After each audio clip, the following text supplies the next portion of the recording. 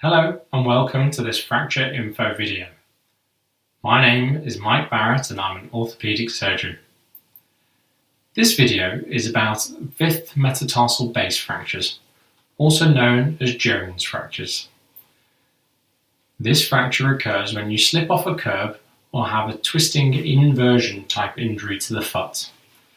This is because there's a strong muscle that attaches here, and this muscle is contracting or pulling, trying to pull the foot over the other direction to prevent you from going over. As a consequence, it breaks the bone and pulls it off from its base where it's softest. These injuries often give you pain and bruising over the outer aspect of your foot, in the middle portion. These are very common injuries. The emergency team will see you and treat you, and then they will recommend rest, ice, with peas, for example, wrapped in a tea towel for 15 minutes every 2 to 3 hours, compression such as with a tubey grip dressing, and elevation with your foot up above the level of your heart to help control the swelling. If you get throbbing or tightness and pain in the foot, the elevation can help with this. You will then either be allowed to walk in a walking boot with all your weight through the foot as it feels comfortable, or you may be given an alternative shoe.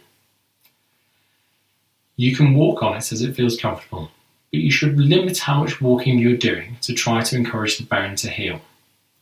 It's advisable not to smoke if you're a smoker. You can watch our video about smoking cessation advice on the channel. The link will be in the description below.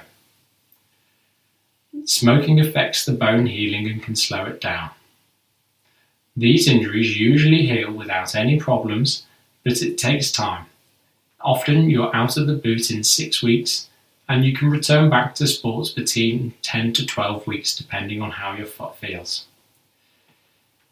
It's advisable to avoid uneven ground during the healing period, as this is likely to prolong the recovery time. You can go to work assuming you can get there. If you're driving an automatic and it's your left foot, you could check with your insurance provider if you're insured to drive. However, if you're in a manual car or it's your right foot, then you will be unable to control a vehicle whilst wearing the walking boot, and you'll be unsafe to drive. There is a video on the channel about how to put on and off your walking boot. You can take this off to sleep, and you can take it off to wash your foot every day. We hope you found this video useful. Please like and subscribe to the channel to help us produce more videos like this to help people like yourself recover from their orthopaedic injuries. Thank you.